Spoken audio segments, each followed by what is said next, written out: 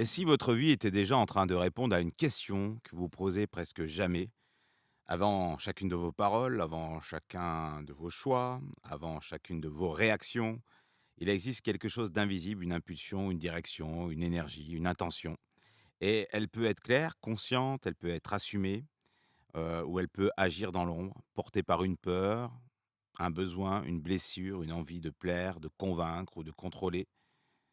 Et pourtant, cette intention influence nos pensées, colore nos émotions, oriente nos décisions, guide nos actions et finit par façonner notre réalité. Alors aujourd'hui, je vous invite à regarder derrière vos gestes, derrière vos choix, derrière vos habitudes et à vous poser cette question essentielle: quelle est véritablement mon intention?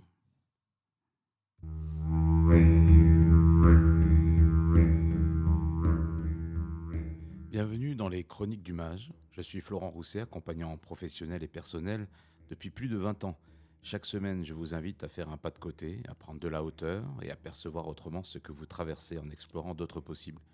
Je partage avec vous mes perceptions, mes questionnements, mes expériences, des méthodes, des outils, des méditations guidées et des conversations profondes avec des personnes inspirantes. Mon intention, vous aider à retrouver de la clarté, à transformer vos parts d'ombre et à révéler cette lumière intérieure qui peut faire de vous un phare pour les autres. Je vous souhaite une belle écoute de cette chronique du mage.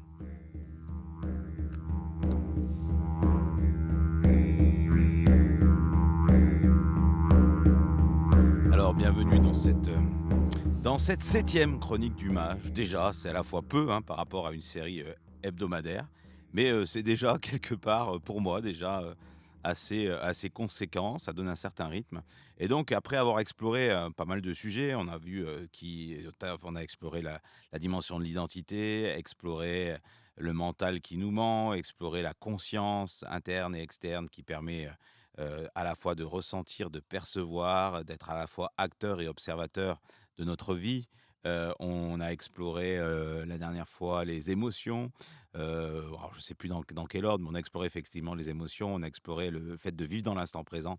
Et une dimension essentielle, et vous allez voir, tout ça se combine très très largement et s'imbrique les unes par rapport aux autres. Aujourd'hui, nous allons explorer dans cette chronique le pouvoir de l'intention. Alors, le pouvoir de l'intention, l'essentiel, la question centrale, c'est quel est l'espace intérieur dans lequel je suis en train de penser, de décider et d'agir. C'est vrai qu'avant toute décision, il y a souvent une pensée qui nous vient. Il y a souvent des émotions qui nous habitent. Et avant toute action, il y a cette capacité à pouvoir se questionner sur quelle est son intention véritable. Alors, c'est le fil rouge effectivement de cette chronique, se dire que toute action est précédée par une intention qui est consciente ou inconsciente, et la reconnaître permet de ne plus seulement subir les conséquences de nos choix passés, mais de participer plus lucidement à la création de notre futur. Donc, il y a un côté un peu vertigineux également dans cette chronique, parce qu'on va explorer, on va déjà amorcer la notion de karma, la notion de la capacité de vivre sa vie avec un libre arbitre, mais aussi peut-être y a-t-il des choses prédestinées. Peut-être que nous-mêmes, nous orchestrons la situation que nous vivons par rapport à nos choix, nos décisions, nos pensées, nos émotions passées. Donc, on verra cette loi de causalité, on ira la creuser. Mais en tout cas, cette chronique a pour but de montrer l'intérêt et l'importance qu'il y a de clarifier son intention avant que toute chose. Alors, si on regarde les conséquences, si on regarde déjà rarement la source. Alors, si on observe ce que nous vivons, prenez par exemple vos relations, alors ça peut être vos relations personnelles avec vos enfants, avec vos conjoints ou votre conjointe.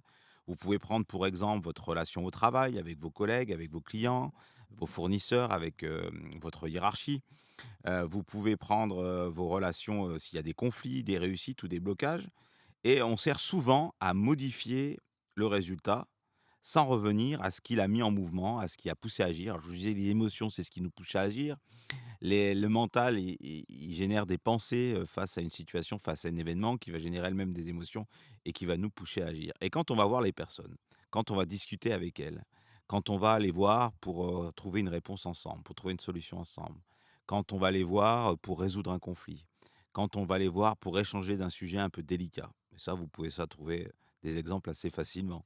Voilà, un investissement dans votre couple ou financier, un choix de lieu de vie, une décision pour partir en vacances, une organisation de son quotidien avec son conjoint ou sa conjointe ou avec son équipe de travail. Quand j'organise cet échange-là, quand je vais voir cette personne-là, heu, l'intention, l'énergie que je vais porter, la demande que je vais lui faire, va conditionner l'échange que nous allons avoir et les conséquences de cet échange-là, la vie que nous allons mener. Alors, on cherche souvent donc à modifier les résultats. Or, le présent, en fait, est en partie la résultante des pensées, des émotions, des décisions et de nos actions passées. Et ce qui est important à comprendre, c'est ce que vous êtes en train de vivre aujourd'hui. En fait, c'est vos décisions, peut-être d'il y a plusieurs semaines, plusieurs mois ou plusieurs années. C'est un conditionnement mental. C'est des émotions que vous avez entretenues pendant plusieurs années, des croyances que vous avez aussi alimentées et entretenues.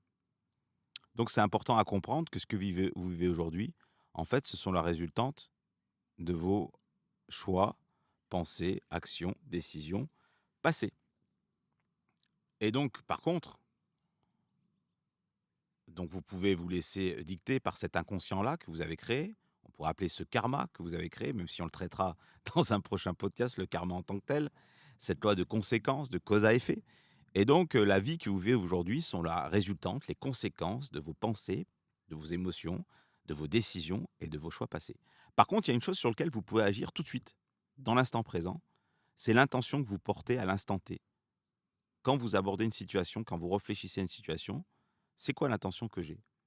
Quand je vais voir cette personne pour discuter avec elle, c'est quoi l'intention que j'ai? C'est quoi l'énergie que me porte? Qu'est-ce que je cherche à obtenir? Quel est mon objectif? Avant même d'ouvrir la parole, avant même de rédiger un message ou un mail, avant même d'aller voir la personne, de vous poser et sincèrement la question, parce que des fois notre ego peut nous leurrer. On peut par exemple avoir une bonne intention d'aller voir quelqu'un, de vouloir résoudre un conflit avec cette personne-là et finalement, ce qu'on a envie au fond de soi, il faut bien se l'avouer, c'est de déchaîner sa colère, c'est de rabaisser la personne qui est en face, c'est de lui dire ses 4 vérités, c'est de lui vider notre poubelle émotionnelle. C'est ça qu'on a envie foncièrement. Et si on y va avec cette intention-là au fond de nous, qu'on ne veut pas s'avouer, qui est inconsciente, et qu'on n'y va pas avec l'intention de lui exprimer ce qu'on ressent, de lui exprimer sa perception de la situation, de lui exprimer ses besoins, de faire une demande pour trouver des solutions ensemble, eh bien, on leurre la personne qui est en face. On dit: «Cette personne, elle est pas coopérative, elle n'a pas envie de trouver de solution avec moi, elle y met pas du sien». Alors que nous-mêmes, à l'intérieur de nous, on avait l'intention de lui vider notre poubelle émotionnelle et de lui dire ces 4 vérités, de se la faire, comme on dit familièrement, vulgairement. Alors, vous pouvez avoir toute la les messages de communication que vous voulez, parler en communication non violente, y mettre la forme. Si vous allez voir cette personne-là avec cette intention-là et que vous n'êtes pas clair sur votre intention, que vous n'êtes pas conscient de cette intention-là et que vous l'assumez pas, toutes les méthodes de communication possibles ne marcheront pas. Elles ne serviront strictement à rien. Donc il est important d'être au clair sur son intention et dans le cas présent, sur l'exemple que je vous donne où je vais voir, quelqu'un de mon entourage ou un collaborateur ou un fournisseur avec qui je ne suis pas content, peu importe le sujet. Si je ressens à l'intérieur de moi que j'ai encore beaucoup de frustration, beaucoup de colère et que j'ai envie de sauter à la gorge de mon interlocuteur, eh bien, c'est pas forcément le bon moment, le bon instant pour aller discuter, échanger, parler avec lui. Et je ferai mieux, et ce que pourrais vous conseiller, de différer mon échange à une prochaine fois, lorsque j'aurai apaisé cette émotion en moi, cette colère en moi, et lorsque j'aurai vraiment une intention de renouer le lien, d'aller échanger, de clarifier, de trouver une solution. Voilà, donc ça, c'est un élément de conscience essentiel sur lequel je peux agir dans l'instant présent et de savoir quelle est l'intention qui me porte avant d'agir, d'échanger avec quelqu'un. Donc, si je vous dis que le présent est en partie donc le résultat des passés, des émotions, des décisions, de nos actions passées, le présent aussi une récolte et l'intention d'aujourd'hui est déjà une graine du futur. Donc là, ce que je suis en train de semer dans mon intention, c'est une graine que je plante et sur un futur que je suis en train de créer. Alors pour bien comprendre le pouvoir de l'intention, on va remonter un peu, les différents étages. Je vais essayer de vous donner un peu plus d'approche, méthodologique, sur le sujet, puis de vous témoigner, de choses.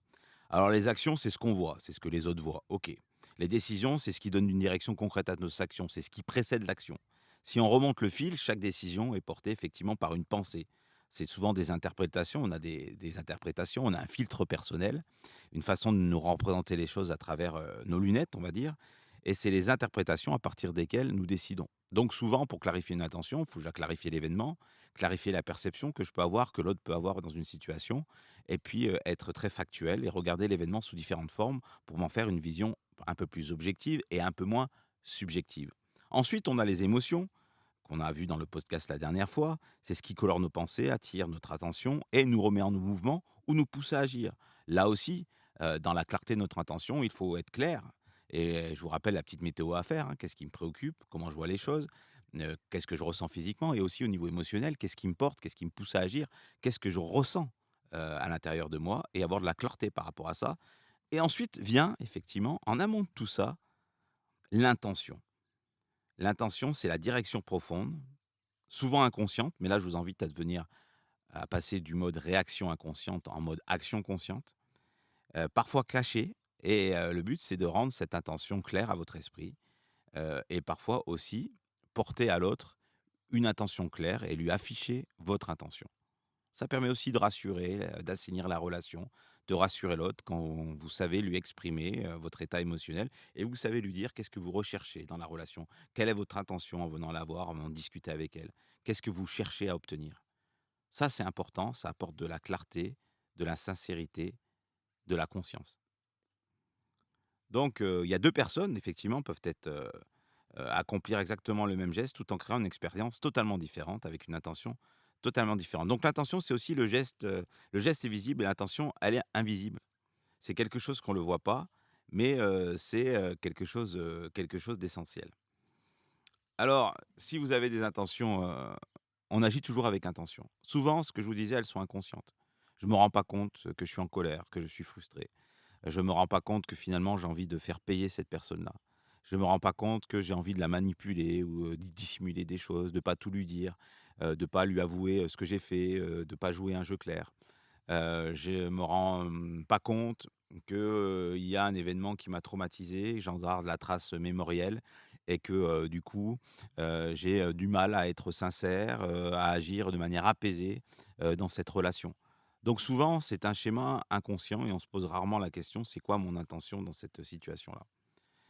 Donc je vous invite à vous questionner avant d'aller voir quelqu'un ou avant de prendre une décision, avant d'agir, avant d'entamer aussi un projet, de savoir quelle est votre intention.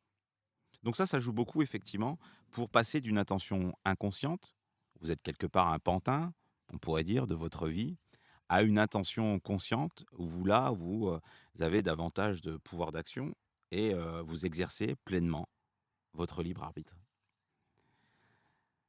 Alors, la difficulté, c'est qu'il faut apprendre dans cette histoire à bien se connaître, à prendre du temps pour soi, du temps d'introspection, du temps de réflexivité, du temps de conscience, pour savoir qu'est-ce qui nous parcourt, quelle est l'énergie qui nous anime, quelles sont les choses dont on a besoin dans notre vie, qu'est-ce qu'on a besoin d'accomplir en soi et à l'extérieur de soi, qu'est-ce qu'on a besoin et qu'est-ce qu'on a envie de vivre avec les autres, avec son compagnon, sa compagne, quels sont les temps et les échanges qu'on a envie de passer avec ses enfants, qu'est-ce qu'on a envie d'accomplir d'une manière professionnelle, quelles valeurs on a envie d'apporter à ses clients, quel environnement et relations du quotidien et dynamique on a envie d'entretenir avec ses équipes.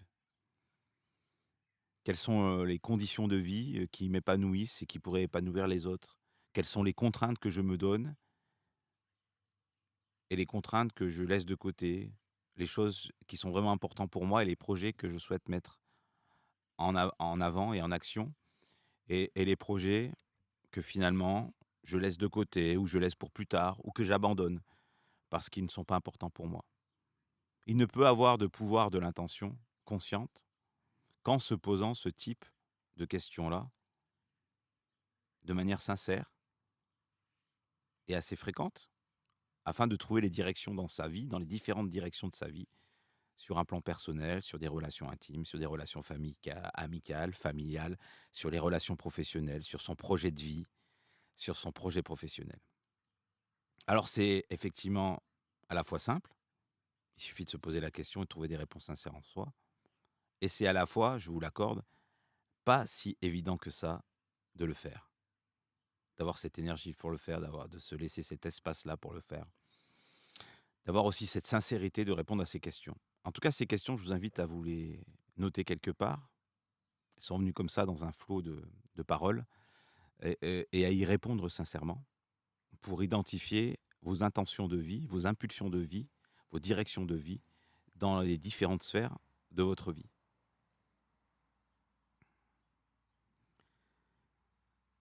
Alors, une intention, ça peut servir à nourrir un besoin légitime de sécurité, de reconnaissance, d'appartenance, d'affection. Voilà, on a parlé des besoins.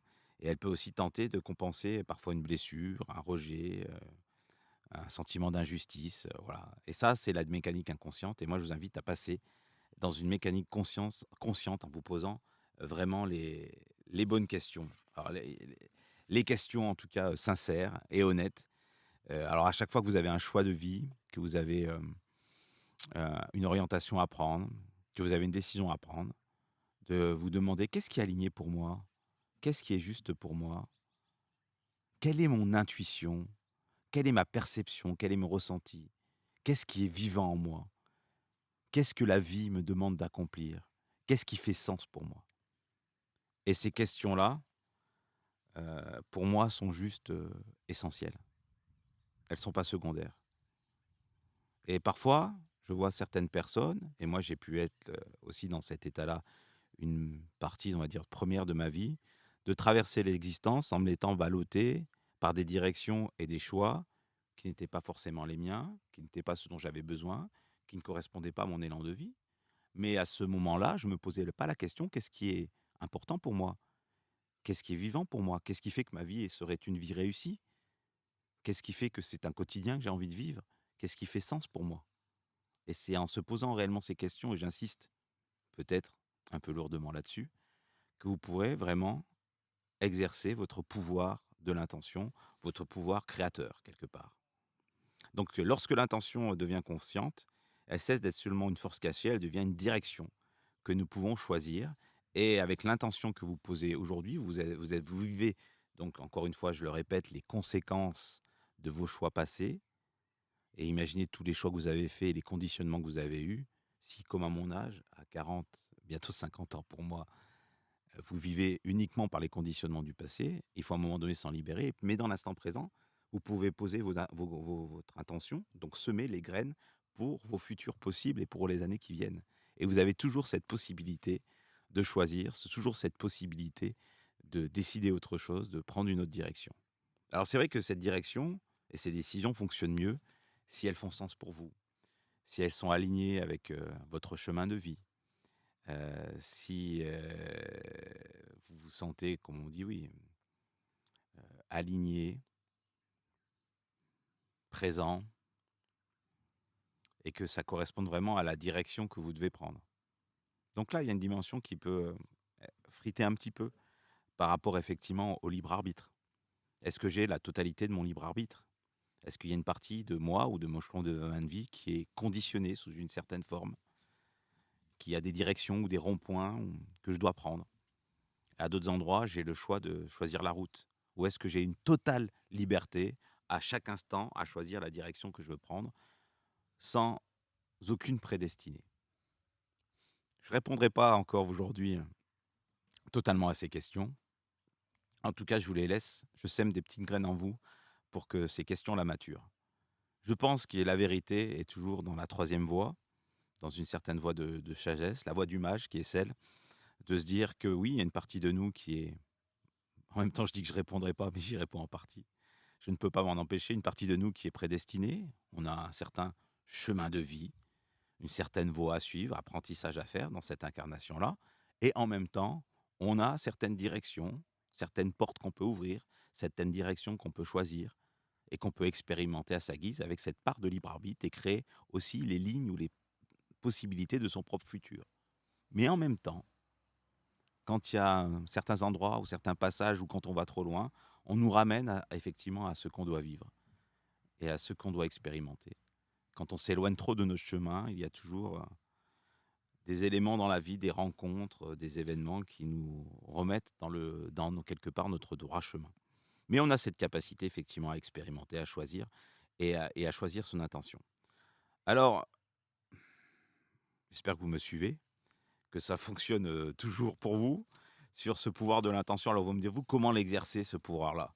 Alors, l'intention, c'est aussi l'attention que l'on porte aux choses, l'attention que l'on porte à ce qui est important pour nous, la direction vers laquelle on dirige notre regard et on dirige notre énergie, qui va effectivement donner la direction à notre vie et nous amener aussi, si on le fait de manière consciente, si on le fait accordé à l'élan de notre cœur, si on le fait accordé à la gratitude, si on le fait, de manière choisie, ressentie, le pouvoir de l'intention est un pouvoir créateur exceptionnel. Il va nous permettre de créer quelque part nos futurs possibles, de favoriser, les courants favorables de notre vie, de vivre des synchronicités, c'est-à-dire ces fameuses rencontres qui ne sont pas un hasard, qui ont tout l'air d'un hasard, mais qui viennent, nous conforter dans nos choix, nous aiguiller, nous pousser dans une certaine direction, nous amener, à agir d'une certaine manière. Et puis,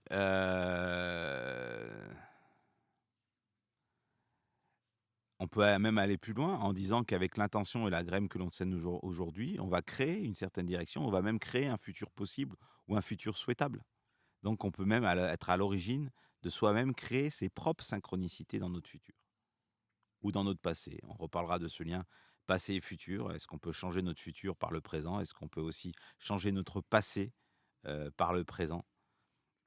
Une question vertigineuse auquel on tentera de répondre, mais je n'ouvrirai pas cette porte cette fois-ci. Donc l'intention indique ce que nous cherchons consciemment ou non, elle oriente notre attention, ce que nous remarquons, interprétons, nourrissons, ce à quoi nous accordons régulièrement notre attention, finit par prendre davantage de place dans notre expérience, notre existence. C'est pourquoi il faut être clair sur qu'est-ce que je choisis de mettre comme énergie, à quel endroit je choisis d'en mettre dans ma vie. Je ne vais pas pouvoir entretenir toutes les relations professionnelles ou amicales, je ne vais pas pouvoir mener tous les projets que j'ai en tête. Quels sont ceux qui sont importants pour moi, ceux que je décide de consacrer du temps, ceux que je décide aussi d'abandonner, de laisser pour plus tard. Alors, l'intention nous permet de manifester et se manifeste dans notre champ de conscience, un peu dans le champ d'information. C'est comme si on envoyait, quand on dit, bah voilà, j'ai l'intention pour tel projet. C'est aussi lié à la visualisation. Dans tant d'années, par exemple, je pourrais dire, j'ai envie que ce podcast-là soit, dans 2, 3 ans, un des principaux podcasts sur la conscience et la spiritualité. Et que là où je vous parle avec quelques dizaines d'abonnés sur la chaîne YouTube, que j'ai plusieurs centaines de milliers, voire millions d'abonnés sur ma chaîne YouTube. Voilà, j'ai cette intention-là de partager au plus grand nombre et d'expliquer de manière, j'espère avec des mots simples et directs, de donner une information la plus claire possible et la plus compréhensible possible, compréhensible possible par la majorité des gens. Et que cette attention que je sème à mon 7e podcast, eh bien, elle va une graine qui va pousser et qui va me générer dans le champ d'information un futur souhaitable et qui aura des conséquences dans quelques mois, dans quelques années. Donc ça facilite effectivement d'avoir une intention claire, ça facilite la manifestation. Et si cette intention, je lui donne de la récurrence, je la nourris régulièrement, j'ai plus de chances que cette intention se manifeste que si je le pense une fois, que si j'agis une seule fois dans cette direction. Si je mets tous les jours tout un tas de petites graines et que j'arrose cette graine-là et que je fais grandir cette plante-là, eh ben, au fur et à mesure du temps, l'intention qui est la petite graine que j'ai poussée va devenir une très très belle plante qui va donner de très belles fleurs, qui va grandir, qui va donner de très beaux fruits, qui permettra de nourrir beaucoup de monde et qui permettra, comme ça, de rayonner pleinement. Et pourtant, tout ça est né d'une petite graine, d'une petite intention que j'avais à un moment donné, mais auquel j'ai décidé, parce que c'était juste pour moi, aligné pour moi, de la nourrir chaque jour, chaque semaine, d'y prendre soin et de pouvoir, comme ça, faire grandir cette intention-là pour que les choses se manifestent. Donc, ce qui est bien important de comprendre, c'est qu'il ne suffit pas d'avoir une intention une fois et de se dire c'est bon, j'ai semé ça dans l'univers, j'ai semé ça dans le champ des possibles et ça va devenir. Cette intention-là, il faut la nourrir, il faut l'alimenter, il faut lui donner de l'eau, de la nourriture, de l'amour, de l'engrais, de l'attention. Il faut la faire grandir en soi pour qu'elle se manifeste vraiment. Donc c'est pour ça qu'une intention entretenue avec constance crée une cohérence entre ce que nous ressentons, pensons, décidons et faisons, et on crée comme ça un certain alignement. Cette cohérence peut favoriser les rencontres, les synchronicités, les circonstances qui semblent répondre à notre direction intérieure, à l'intention que nous posons. Et il ne s'agit pas donc du coup de devenir dans un contrôle omniprésent par la pensée, de nier les contraintes du réel, mais de reconnaître que nous participons à ce que nous rendons possible et qu'on exerce ainsi, par l'intention, son pouvoir créateur. Alors moi, ce que je peux vous témoigner à plusieurs reprises, l'intention, ça peut être donc par la visualisation, le lieu de vie que je suis en train de vivre, ce que je suis en train de faire avec vous dans les chroniques du mage, et aussi les stages qui vont arriver, qui vont suivre, les expériences immersives, ce que je vais appeler des chevauchées, des cercles déjà en ligne et puis des chevauchées, ici, dans mon lieu, le Clos de la Chevauchée. Tout ça, est né déjà depuis au moins une quinzaine d'années, cette envie-là. Et ensuite, quand j'ai visité ce lieu, il y a 6 ans, là, je vais pas vous tourner la caméra, je suis dehors, chez moi, dans mon parc. Mais, ce lieu-là, quand je l'ai vu, j'ai tout de suite vu, l'endroit où j'allais construire une sorte de zone, la géodésique, où je ferais les accompagnements, qui s'appelaient pas encore les chevauchés à l'époque. J'ai vu, cet endroit de vie, j'ai vu les chevaux qui allaient y être, j'ai vu les aménagements extérieurs, les aménagements intérieurs et tout ça, bien entendu, c'est des intentions claires, des projets, des envies qui sont alignées avec qui je suis au plus profond de moi, ce que je ressens, le plus au fond de moi. Mais si j'en reste là au niveau de l'intention, j'ai beau me le répéter tous les matins, ça va vraiment jamais se manifester. Il faut que ces intentions-là, je les rende en projets concrets. Et donc, oui, j'ai investi, dans des travaux, j'y consacre du temps, d'achat de matériel, de compétences, de formation. J'y consacre du temps en termes de rénovation, j'y consacre du temps en termes d'entretien extérieur, de rénovation, intérieure aussi, pour que ce projet-là voie le jour et prenne vie et prenne forme. Donc je le fais vivre mentalement, je le visualise. Émotionnellement, c'est très présent en moi et par contre, j'agis tous les jours au quotidien, toutes les semaines pour que ce projet-là, date déjà de 6 ans, prenne vie et je pense que dans 2-3 ans, il sera totalement matérialisé. C'est-à-dire que notre maison sera totalement rénovée, que le parc sera totalement en état, et aussi entretenu, que la yourte sera là et que j'accueillerai, déjà j'ai un petit gîte qui est restauré, dans lequel je pourrais accueillir déjà les premiers avant d'attendre que le dôme géodésique soit construit, que je pourrais déjà accueillir, les premiers stagiaires. Mais tout ça prend vie, mais c'est des mois et des années où cette intention-là se matérialise aussi par des actions concrètes et répétées, qui vont dans la même direction. Et ça, faut bien le comprendre, c'est qu'il y a pas d'intention posée qui ne demande pas un certain effort, une certaine constance pour que ces intentions-là soient matérialisées. Donc si j'ai l'intention, par exemple, et on revient, là je vous donne des exemples personnels, mais d'avoir une belle relation dans mon entourage ou avec mon épouse, si je peux avoir l'intention d'avoir une belle relation avec elle, une belle relation d'être présent avec elle, etc. Mais si au quotidien, je mets pas cette intention, on dit que l'amour, c'est pas que des mots, c'est aussi des marques d'amour, c'est des gestes au quotidien. Si je ne l'écoute pas quand elle en a besoin, si je prépare pas de temps en temps le repas pour elle, si je prends pas du temps avec elle chaque jour pour avoir des échanges et des discussions profondes ou du contact physique, si je ne porte pas des attentions, cette intention-là de vivre une belle relation ne reste qu'un vœu pieux. Ce n'est pas une réalité. Donc pour que cette intention-là de vivre une belle relation soit une réalité, il faut que j'y consacre du temps, que j'y consacre de l'énergie, que j'y consacre de la conscience, que j'y consacre de l'attention. Si je veux aussi, dans un champ professionnel, prendre bien soin de mes clients, il va falloir que je les appelle de temps en temps. Il va falloir que je leur consacre du temps pour aller les voir, les rencontrer, faire des rendez-vous, avoir des échanges sincères, que je sois à leur écoute. Il va falloir de temps en temps que j'aille déjeuner avec eux, que je me rappelle avec eux de temps en temps aussi par message, par email ou par texto, que je leur porte des petites attentions, que je débriefe avec eux de comment ça a été dans les interventions que j'ai pu faire, quand c'est mon cas, comment ils l'ont vécu, comment les équipes l'ont vécu, quels sont les retours, qu'est-ce que vit l'entreprise, quels sont les projets, et les difficultés parfois qu'elle rencontre et d'être à l'écoute. Si j'ai que l'intention d'être proche de mes clients, mais que j'y consacre pas du temps au quotidien et que j'ai pas cette intention d'appeler, de prendre des nouvelles et une vraie curiosité vis-à-vis d'eux, ça reste aussi un vœu pieux. De la même manière, si avec mes collègues de travail, je veux que je crée une bonne ambiance d'équipe, je suis manager, je crée ou dirigeant d'entreprise, je veux créer une bonne ambiance d'équipe, une bonne cohésion, mais que je vais jamais saluer mes collègues, pas leur dire bonjour, que j'ai des réunions uniquement où on déroule les projets, les chiffres, etc., mais que je prends pas des nouvelles d'eux, que je laisse pas l'expression intime de ce que chacun vit, qu'il n'y a pas de liberté de parole, que j'écoute sans vraiment écouter. Bah, j'ai beau dire, j'ai envie d'être, et j'ai l'intention d'être un manager de proximité ou un dirigeant à l'écoute de mes équipes. Si dans mon quotidien, tous mes gestes traduisent autre chose, je vais jamais créer cette réalité-là. Je vais me leurrer, c'est un vœu pieux. Donc c'est important d'allier son intention avec sa justesse, avec son intuition, avec les directions qu'on veut prendre, ce qui est important pour soi, et de poser les gestes et les actions chaque jour au quotidien pour avoir des résultats tangibles et manifester sa réalité.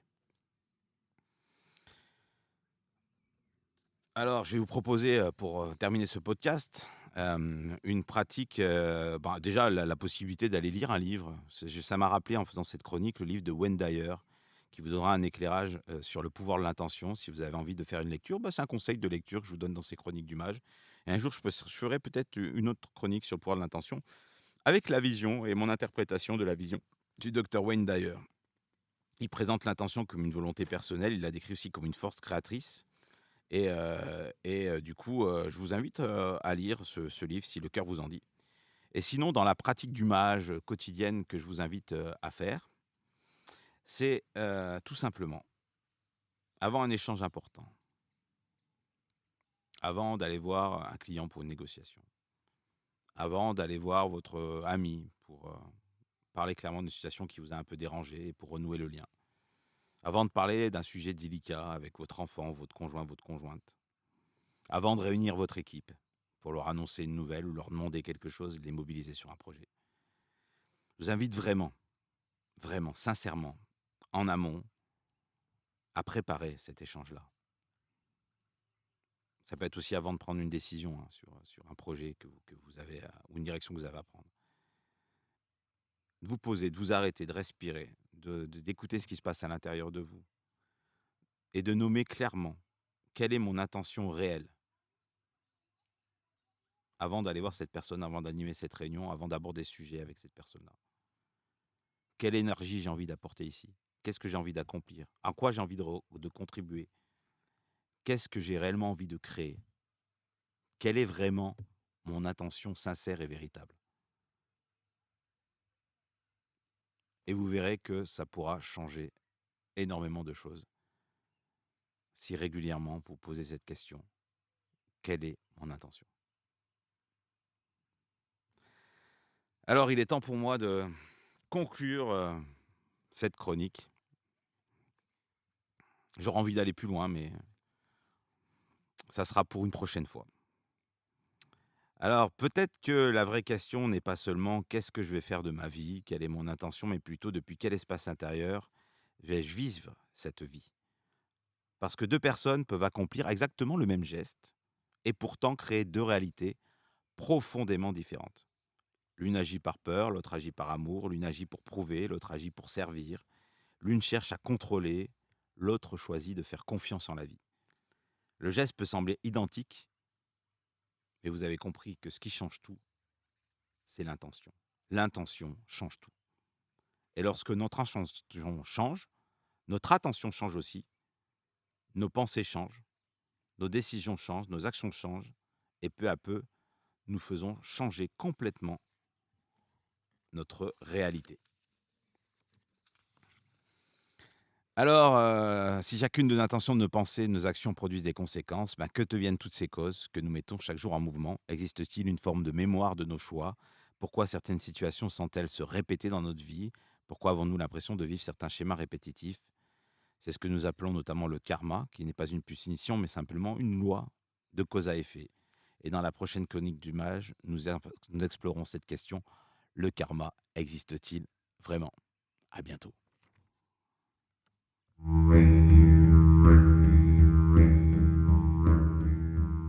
Je vous remercie d'avoir écouté cette chronique du mage jusqu'au bout. Si cette chronique vous a parlé, je vous invite à lui mettre 5 étoiles si c'est possible, à vous abonner et à la partager autour de vous. Pour retrouver mes accompagnements et vous abonner à la missive du mage, ma newsletter, rendez-vous sur florentrousset.com.